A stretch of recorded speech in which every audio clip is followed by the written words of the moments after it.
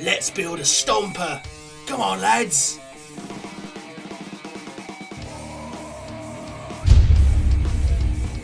Hello everybody, and welcome back to the last ever episode of Let's Build a Stomper. Yes, it is the definitive final episode where I'll be finishing everything and closing all loose ends. This is actually the second time I've had to record this because some stupid nonce outside kept beeping his horn continuously, so I had to go outside and tell him to kindly shut the fuck up. Yes, he didn't take that too kindly. But anyway, guys, so what am I doing at the moment? Currently, I'm using MIG pigments. This is essentially to add a little splash of colour to the model and to obviously make it look rather rusty. Building the pigments up from the bottom of the miniature, and essentially anywhere where moisture or water could settle and it could drip down. The MIG pigments themselves, by the way, guys, this is my first attempt at using MIG pigments. So I do apologise if I'm not using them correctly, and also if I'm, just making a complete mess of it. Although, however, the MIG pigments do look quite nice on yellow, as you guys will see right now. Absolutely lovely. And also really nice on that door, and those spikes, and everything there. I'm using two types of MIG pigments. I'm using rust, standard rust and light rust, because through looking at pictures of Google Images of rust, you normally get darker rust where it's a bit older, and then the lighter rust where it's newer. Essentially what I'm doing, I'm building up the rust from below, because obviously from the bottom of it, it would have a lot more rust on there because it's low to the ground, therefore more moisture, more splashes, more so on and so forth. Essentially the way you work the MIG pigments is you put down the pigment and then you put down the fixer. Now as you can see here, guys, I'm kind of using the pigment and then dripping the fixer over the top of them, because I wanted to add areas where rust would settle normally. So I'm trying to get it in all the cracks and the recesses and dragging the rust down with the pigment fixer. Therefore, gravity actually works with me and gets the job done better. Also, in terms of naturally speaking, where it would have a ledge, water and moisture would gather there and cause it to rust a lot more. So as you can see here, the rust is, I'm trying to painting the rust down, just trying to drag it about the place. What I'm going to do, guys, after I've put the pigments on it and stuff, I'm actually going to go away, and as I said before on other videos, because what I'm going to do is I'm going to go away and I'm going to paint more of the finer little details of the stomper, because I need to get up close to it, and when I film that, A, it's really awkward, and B, the only thing that you would see really would be the back of my head, which isn't very interesting to see, should I say. It was really, towards the end, it was just about picking out what little details needed to be done, and as I was going over the pigments, I kept seeing little things like, oh, need to do that, oh, need to do that, oh, need to do that. So in the end result, you'll see a few little changes that I made in the process of finalising the miniature. Although, I mean, can you really call this a miniature? Because it's so big. Oh, I don't really know. But anyway, guys, so I'm working on the gun arm now. Now, I used some heavy rust, and I literally was just spooning it on there. Spooning. Because the way I imagined it was on welds, rough welds especially. I'm pretty sure the orcs wouldn't have a chance to galvanise or rust-proof anything, so there would be a lot of heavy rusting on rough and open welds on the actual model. Again, on the rivets, tried to drag some of the rust down so that it would add a more natural rust effect.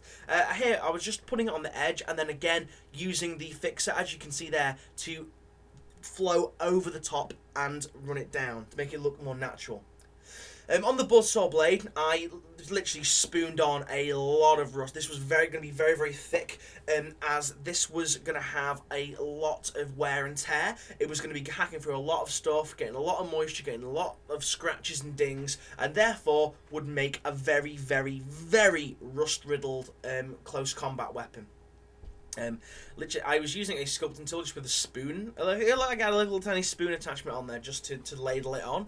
And it came out very well. I think it might have been a little bit too thick, but in total it came out quite well. Also, one thing that you have to do with the pigments is you have to seal them in.